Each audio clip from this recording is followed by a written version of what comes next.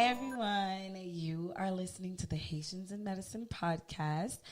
If this is your first time listening, make sure you like, comment, and subscribe to our YouTube channel and follow us on Instagram. Today, we have Mr. Olllivier Gassant, who is an aspiring DPT student, and he's going to talk to us about his struggles and his triumphs on his journey to physical therapy school. So, Mr. Gassant, introduce yourself. Hi, my name is Olllivier Gassant. Right now, I'm 22 years old, a recent graduate at Florida Atlantic University. I got my bachelor's in exercise science and health promotion. And thank you for having me on this podcast. It's really, I'm really thankful for it. Oh, wow. Fun fact about Olllivier. He was like my first guest. When we went on live on Instagram, yeah. Yeah, I do remember that. Yes. So, Olllivier, let's talk about your story. Like, how did you get to where you are right now? So, when you say right now, just right now? Right now, to this moment where you are. Well, I guess my story is kind of weird because I went to FAU High School. Mm-hmm. So it is a high school. It's technically a lab school that's located on the campus of FAU. Which is Florida Atlantic University. Mm-hmm. And the thing about it is it's completely a college high school experience. So my 9th grade year, I'm taking like normal high school classes, like normal high school, you get your little, block schedule. But then as soon as you're done with 9th grade and you go like to 10th, you're taking all of your classes at FAU. So I was taking college courses at, was that 15 or 16 years old? Mm-hmm. And I did that for 3 years. As a result, I was studying business the whole time because that's what I thought I wanted to do. But as a result, when I graduated, I had only 1 year left to graduate with my business degree. I didn't like business anymore. Oh my gosh. It was weird because when I was playing basketball in high school, I got injured, and it was a shoulder subluxation. For people that don't know what it is, it's like my shoulder popped out and then popped back in by itself, and it was just diagnosed as a strain as a result. So the muscles just got strained and loosened. And instead of going for surgery, my mom, she listened to our pediatrician at the time. She was like, "Why don't you just try physical therapy?" Mm-hmm. And I had never heard of physical therapy before that. All I knew, because my parents are Haitian, all I knew was nurses and doctors.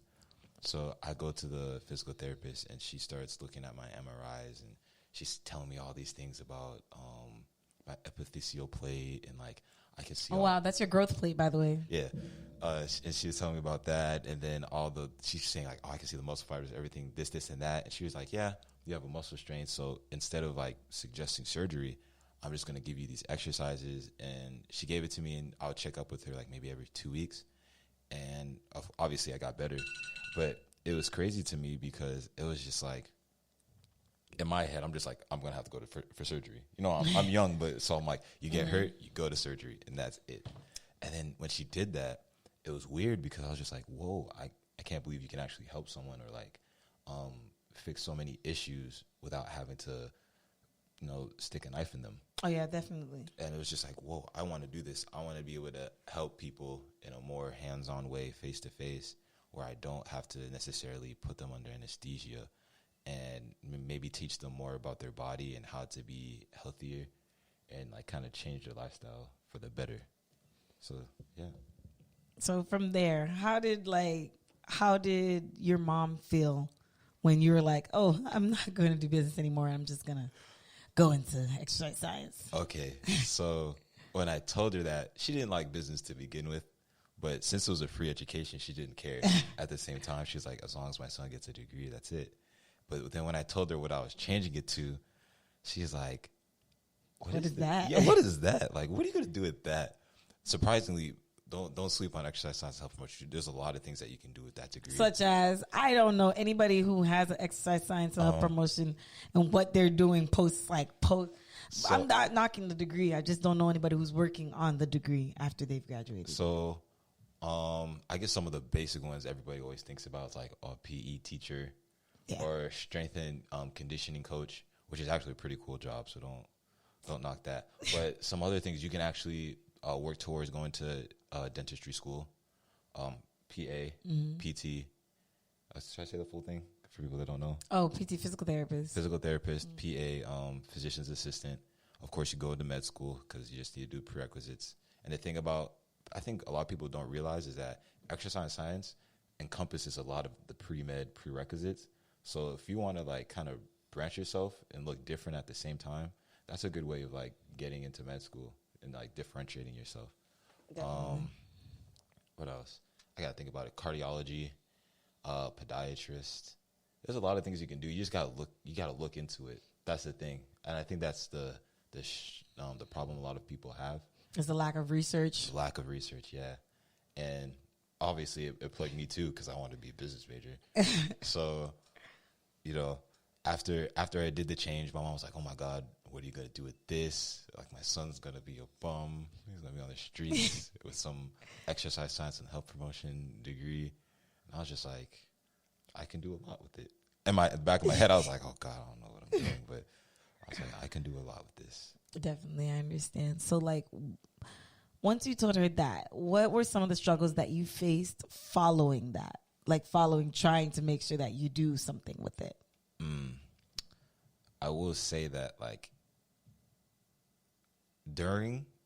I was just like, I was excited for it because it is truly what I liked. I like playing sports and I like being around people and almost like learning about that. So that it kind of checked off the personal box. But at the same time, I'll just be like, talking to my friends and be like, yeah, I'm going to learn about like stocks. I'm going to make myself money, or like, I'm going to be an engineer. I'm going to be this or that. And then I'm kind of staring like, well, yeah, it must be nice. Like, I want to kind of do that too, because it seems cool. And obviously, like, in your future, it's like, it's more relevant to how, I guess, our world is changing in a sense. And so that kind of weighed on me. It was kind of difficult, but I was just like, I had to be like headstrong about it and like just continue with what I wanted, which was what I did. But then after graduating, it was when it got really like bad, because we all know about like, was it Post-grad depression? Post-grad depression. And then that's when you really start rethinking all of your choices. Oh, no, I feel you. Yeah, so then it's like, why did I get this degree? Oh, my gosh, I have to go back to school to really do anything with my life now. And it's just all these question marks start popping up, and, like, you really start to question yourself and a lot of the motives that you make. And, like, your 4 years, like, those 4 years you invest into one degree is a lot. When you graduate and you look back on it, it really is a lot. So I was thinking, did I just waste? Because technically I only took 2 years to get it because I had all the credits. But since also high school, I was like, did I really just waste 6 years of like working hard for no reason? I understand. So it was like tough. But I just kept, talking to people, like talking to you, talking to my older sister, talking to a lot of my LBs and people like older than me that had also been in the same position or just like didn't find their way conventionally. They were just telling me, hey, you just have to stick with it. Sometimes it's your how do you say this? The fruits of your labor might not show now, and it's all different for everybody. But you just have to be consistent and keep working at it, and then eventually you're gonna make a breakthrough, and then you just keep going. That's the thing. Like, people don't realize about STEM majors and specifically science medical majors. Like, a lot of people don't understand. Like, people could see like a regular nursing person. Well, not new FAU, but like old FAU, when you had to apply to get into nursing school, people would be working their butt off, retaking classes and having to take a year off and just focus on getting their GPA up just to get into nursing school. Right. Or some people would work hard. That's just working hard for 2 years just to get the second half of the 2 years. Some people would work hard, get that degree for 4 years, and now it's like, oh, I have to study my butt off for this GRE so that I can get into a good med school, or so that I can get into like PCAT for pharmacy school. They have to study for like 3-4 months just to pass the PCAT. Or like, and now PA school, they have an entrance exam. Do they? It's not based off the area anymore? No, they're just now starting, I think, for this cycle, I believe. And it's like, it's so much. And people don't realize that, like, you won't see the fruits of your labor just as fast. Like being a STEM medical major, you won't see the fruits of your labor as fast as if you were another major. That is true. And I think that's, to agree with you, I think that's one thing that really sets apart, I guess, majors within the medical field is, even though like you get the base, is just so much more on top of it that people don't realize. And it's always easy to say like, oh, I'm going to be, I'm just going to say doctor because everybody said, oh, I'm going to be a doctor. But then when you get to it, people are like, you have to do the MCAT. People are doing the MCAT. MCAT, $1,000, baby. $1,000. And then you have to go into more schooling. And then you have to, it's just like all these steps. And then you really start thinking to yourself like, is this really like worth it? Do I really want to put myself through all of this? When you see other people, one of our friends, our AP,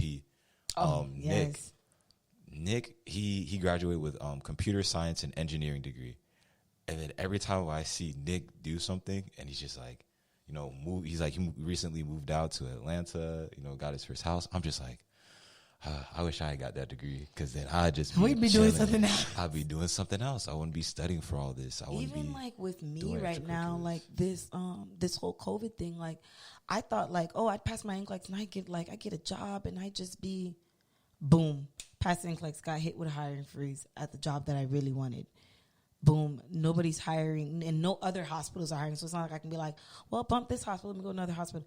No other hospitals hiring. So it's pretty much putting me in a position where it's like I kind of have to do odd jobs and I have to work at like different jobs. That's not saying that the jobs are less than what I'm doing right now, but that's not the job that I aspired to do. And there's some people that aspire to do that, and that's perfectly fine. They're working in that and they're still making good money, but it's just like, I wanted to be here. I wanted to gain this experience and learn about this. And now it's just like, I feel like I'm frozen. But it's just like it is what it is. Like with this whole thing, like even I felt that post-grad depression. I was like, damn, I'm probably never going to get a job. Like it was so sad. Cause I was just like, damn, I did all this stuff to work in nursing, and I thought I was going to forget all of my information. Yeah.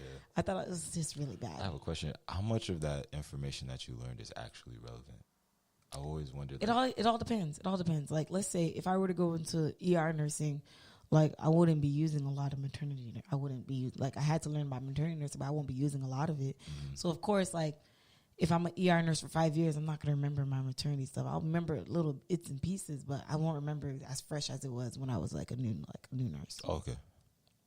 So, speaking of money, how much money have you spent so far trying to get to where you're at?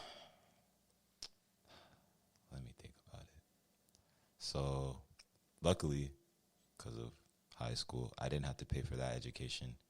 And since my normal tenure at Florida Atlantic University was short due to the credits I already had, I didn't have to pay for college. So this is where like it gets like bad now, because after I graduated, I still had to take Physics 1 and Physics 2. And that I have to pay out of pocket. So I initially took, I attempted to take Physics 1 at Palm Beach State College. There's nothing wrong with taking classes at State College. Oh, I love State College. I got my nursing degree at State College. Best thing ever. Save so much money. Nobody's going to, like, at the end of the day, nobody's going to look at your paper like. They're not. They're going to look at the class name and the score. Exactly. So I tried taking it there, but with my situation, I was working at the Boca. You don't have to say your job. Just say I was working. I was working at this job, and it was very strenuous. Like I was part-time, working full-time hours with like no breaks off. They were scamming you. I was actually getting scammed. Funny thing is, I changed my name tag to Toby because they were treating me so bad. Oh, they weren't treating me bad, but they just overworked. I changed my name tag to Toby, so they were not happy about that. Oh my god! So do you even know where that? Wait, pause for a second. Do you even know where that came from? what is it? It's either 12 Years a Slave or Roots. It's one of the two. I never get which one's which, honestly. See, that's how you know you wasn't watching the black movies, Ollie. I don't like movies. I don't like movies. Period. It was a whole Alex Haley. I don't like movies. Oh if I have to sit down for more than like 30 minutes, it's not me. His name was Kunta Kinte. I know, but they tried to name him Toby, but he's like, no, my name Kunta Kinte. I heard it. Yes, Roots. Oh my gosh. Didn't watch it. Dang, what was that? Yeah, so I changed my name to Toby. And as a result, it was like I was having to pay for school by myself. Mm-hmm. And then I was getting overworked at work. And then it was too much all at once. It was way too much. Because then eventually, like, that's when the post-grad depression kind of hit. I don't want to use it as an excuse, but something hit me. And everything in life just got harder than it was. Mm-hmm. I feel you. And it was weird because it was just, I didn't know where I was going. I feel like all the time I was wasting time. Mm-hmm. Even though I wasn't. I would be working on something. I would stop. I'm just wasting time right now. I tried doing something else. Nothing was connecting. I feel you. Everything was bad because it's just, I would talk to people and I'd have my friends there and they'd be supporting me, but at the same time I felt like nobody had me. It wasn't because they didn't. They truly did. Like, you were there for me. Mm-hmm. Nick was there for me. All of my LBs from AK Psi and Alpha was there for me, mm-hmm. but it just felt like nobody had me, and I just had to withdraw because it was just too much for me at the moment. And then that's when I ended up putting in my 2 weeks at that place I worked, and I applied to where I work now at the hospital. Mm-hmm. As a rehab technician. And that's when things started getting a lot better because I was working as a rehab technician, mm-hmm. Outpatient rehab technician. And I got to finally like see physical therapists and see what they do and the environment. And while there are some things that I don't enjoy, mm-hmm. but overall I love it more. What are some of the parts you don't enjoy? The paperwork. Oh my God. It's understandable, but I feel as though a lot of the paperwork is just a result of insurance and billing. Oh my gosh! Because them insurances, they very particular about how they're gonna charge you. Yeah. Back to the main topic. So now I'm currently taking college physics 1 at FAU, and that is running me about $1,000 for 5 credits. Yeah. FAU charged me $1,908 for 8 credits, and I want to cry. Yeah, it's not fun. And they're charging you the online fee. Same. It's not it. I don't know why it's so expensive. I can see some points, but everything is just. I'm tired of it. I'm tired. I'm broken. I'm tired. That's really how I feel. I really hate you. Because when I first saw it, because mind you, after... You on a payment plan? I'm on a payment plan. I'm about to do a payment plan. Yeah. Wait, what's the last day to do it? I don't know. Who's your financial aid advisor? You didn't even look up... When I tell you how frustrating it was just to register for classes, I'm like, I'm in the mode right now. It was so frustrating that let me just get this grade and keep it pushing. I don't care about all the little stuff. I'm going to deal with it when I deal with it. And hopefully it don't mess me up, but... I'm going to deal with it when I deal with it. That's my mentality right now. Oh, my gosh.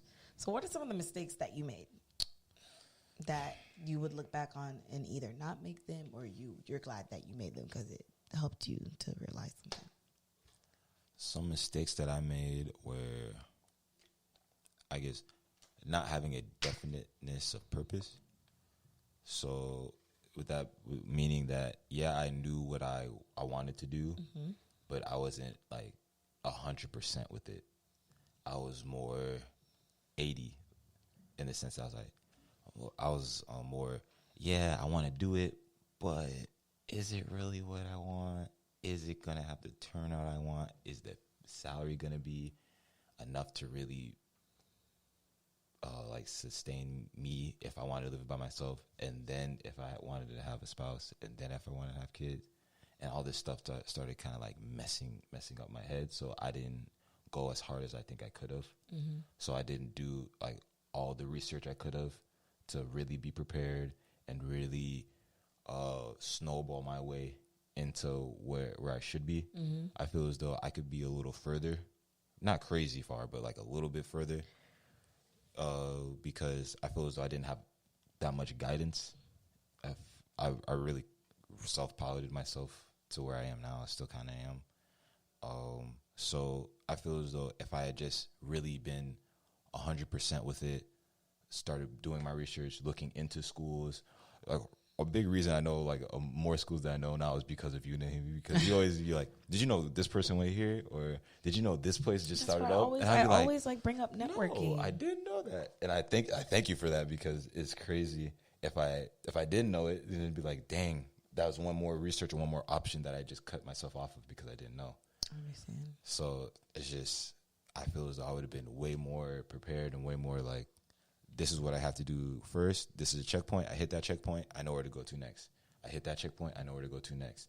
And everything just kind of works out in a sense because I took that time to really plan. So I don't have to worry about it. I just have to do what's already set out for me. Yes, proper planning, performance. Say that one more time. Shut up.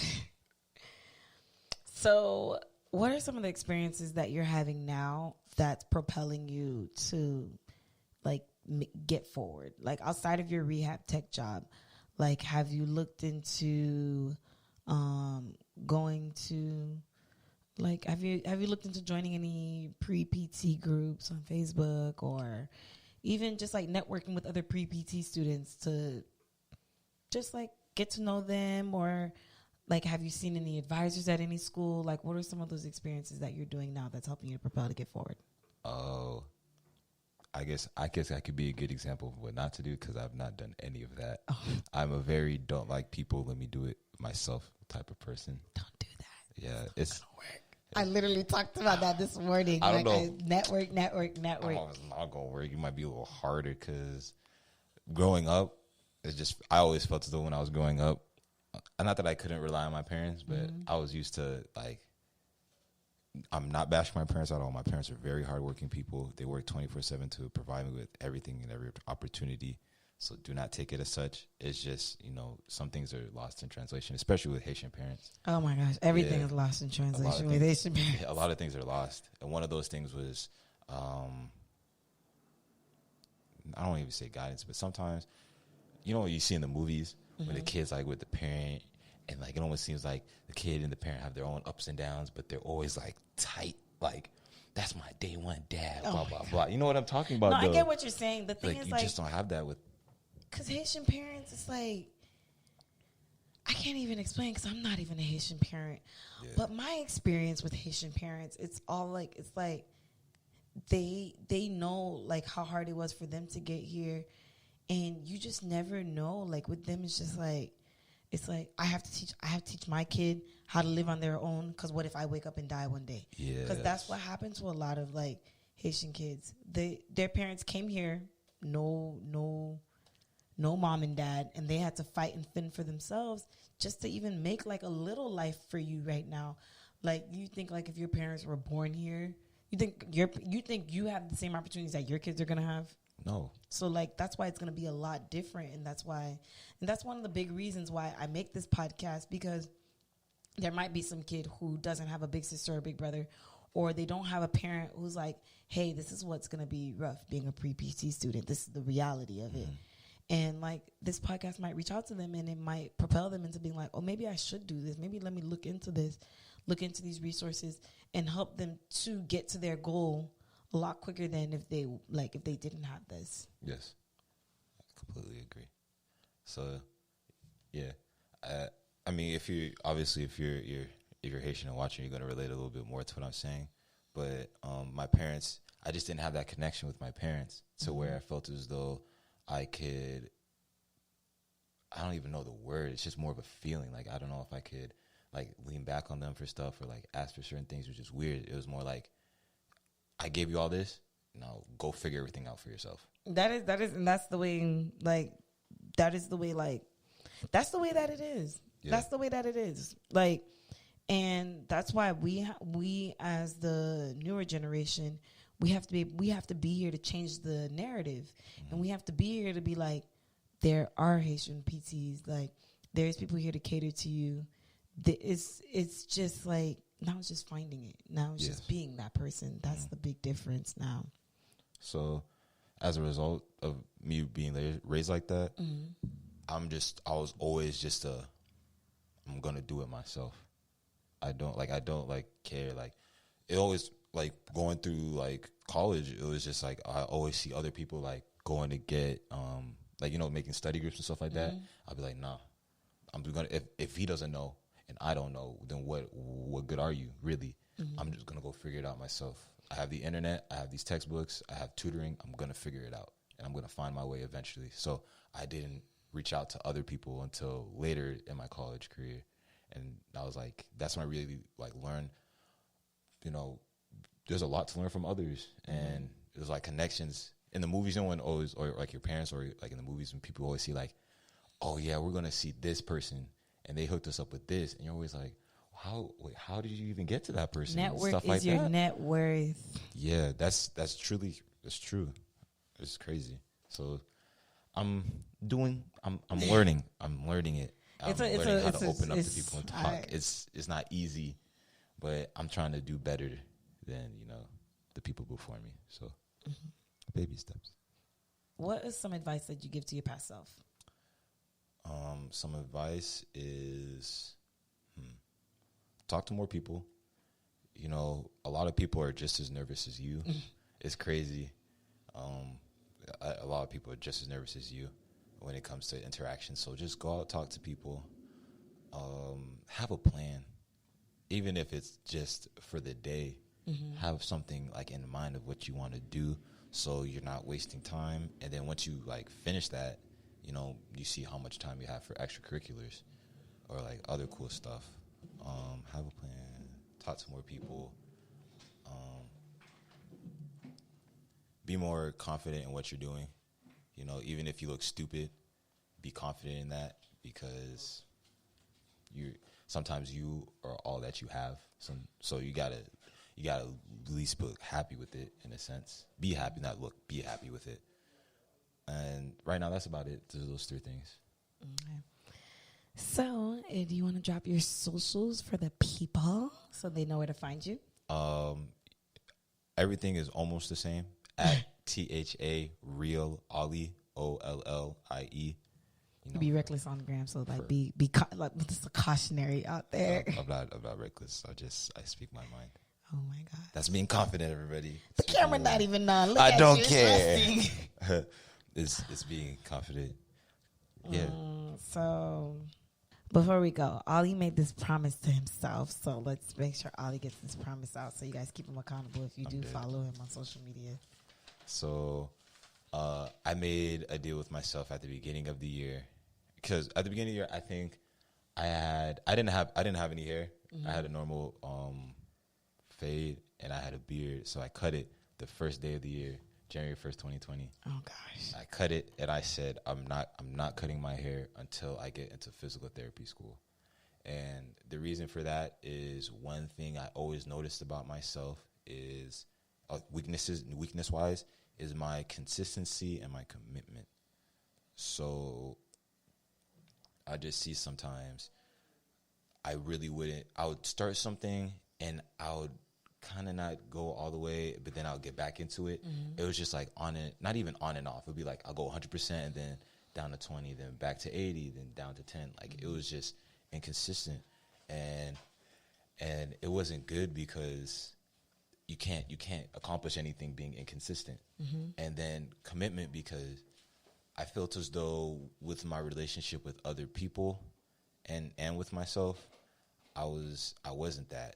So if I can't be committed to just a promise I make to myself to not cut my hair until I achieve this like important goal in my life, then a lot of other things that are less important are just not going to even stay together within my life. So I understand. All right. Thank you guys for listening. Today we had Mr. Olllivier Gassant, a pre-physical therapy student. And today he talks to us about his struggles and everything that he's going through to get to physical therapy school. And if you have any questions, you can always either follow him on his socials or you can DM us on our page, Haitians in Medicine, on Instagram and on YouTube at Blada Knows Best. Thank you for listening. Bye. Bye.